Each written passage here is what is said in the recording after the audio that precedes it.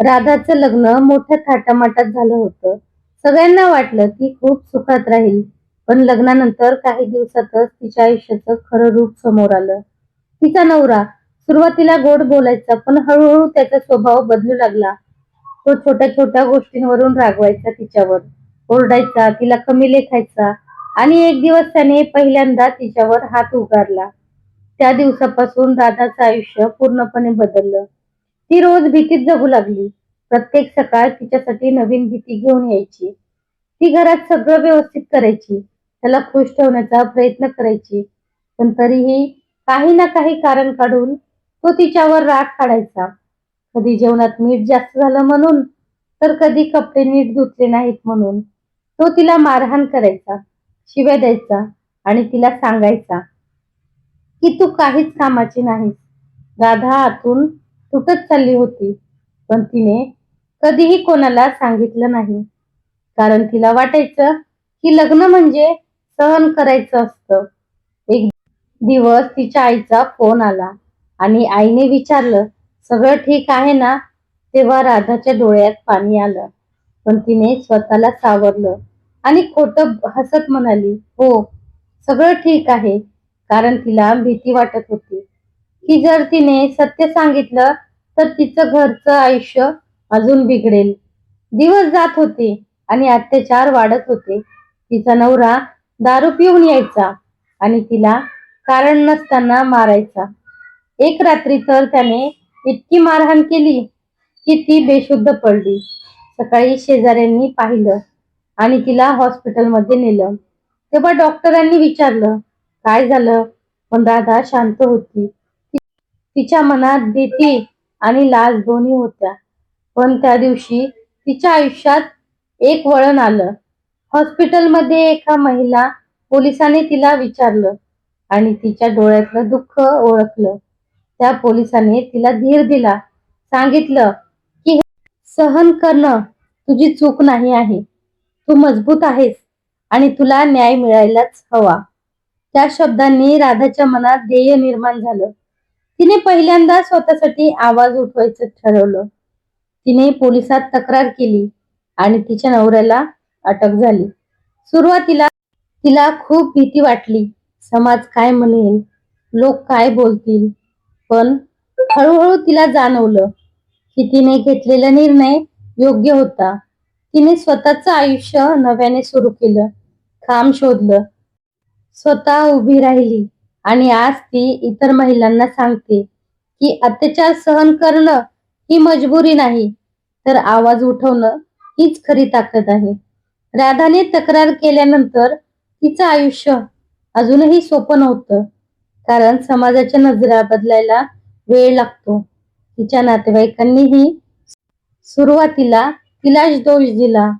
काहींनी म्हटलं की थोडं सहन केलं असतंच तर घर टिकवलं असतं. पण राधा आता आधीसारखी घाबरणारी नव्हती.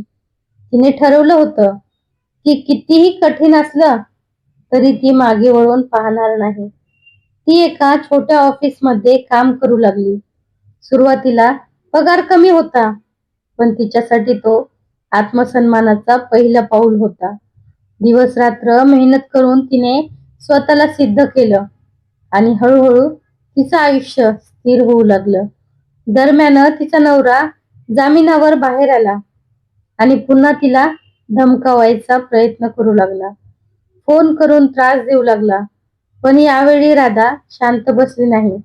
तिने पुन्हा पोलिसाची मदत घेतली आणि त्याच्यावर कडक कारवाई झाली. त्यामुळे तो तिच्यापासून दूर राहू लागला. काही महिन्यांनी कोर्टात केसची सुनावणी झाली. राधाने ध्येयाने सगळं सत्य सांगितलं. तिच्या शरीरावरच्या जखमा आणि मनावरच्या जखमा दोन्हीचं पुरावं कोर्टासमोर ठेवलं. न्यायालयाने तिच्या बाजूने निर्णय दिला आणि तिच्या नवऱ्याला शिक्षा झाली. त्या दिवशी राधाच्या डोळ्यात अश्रू होते, पण ते दुःखाचे नव्हते, तर विजयाचे होते. तिने तिचं आयुष्य परत मिळवलं होतं. पुढे जाऊन राधाने इतर महिलांसाठी काम करायला सुरुवात केली.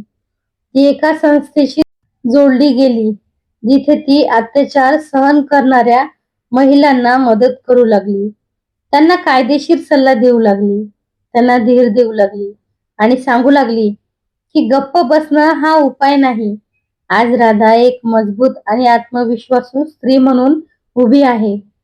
तिची कहाणी अनेक महिलांसाठी प्रेरणा बनली आहे आणि ती प्रत्येकाला सांगते की भीतीत जगण्यापेक्षा एकदा उभं राहून लढणं केव्हाही चांगलं असतं.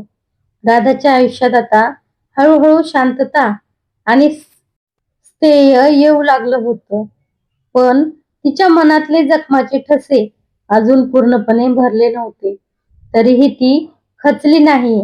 तिने स्वतःला अजून मजबूत बनवण्यासाठी अभ्यास सुरू केला, नवीन कौशल्य शिकली आणि तिच्या कामात प्रगती करू लागली. तिच्या मेहनतीमुळे तिला ऑफिसमध्ये बढती मिळाली आणि तिच्यावर जबाबदाऱ्या वाढल्या. पण ती त्या सगळ्या आत्मविश्वासाने पार पाडत होती.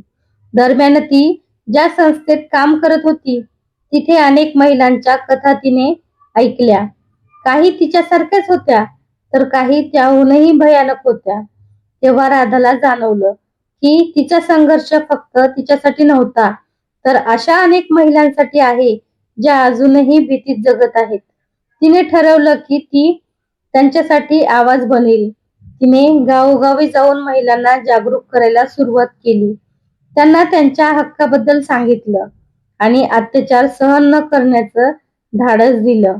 तिचं काम लोकांच्या नजरेत येऊ लागलं आणि अनेकांनी तिचं कौतुक केलं. काही दिवसांनी एका कार्यक्रमात तिला तिच्या कामासाठी सन्मानित करण्यात आलं.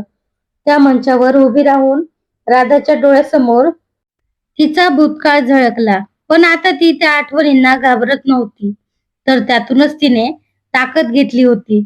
त्या दिवशी तिने भाषणात सांगितलं की आयुष्य आपल्याला कितीही कठीण प्रसंग येऊ दे, पण आपण जर स्वतःवर विश्वास ठेवला तर आपण सगळं बदलू शकतो. तिच्या शब्दांनी अनेक महिलांना प्रेरणा मिळाली. काहींनी त्या ठिकाणीच पुढे येऊन त्यांच्या समस्या सांगितल्या आणि मदत मागितली. राधाने त्यांना साथ देण्याचं वचन दिलं.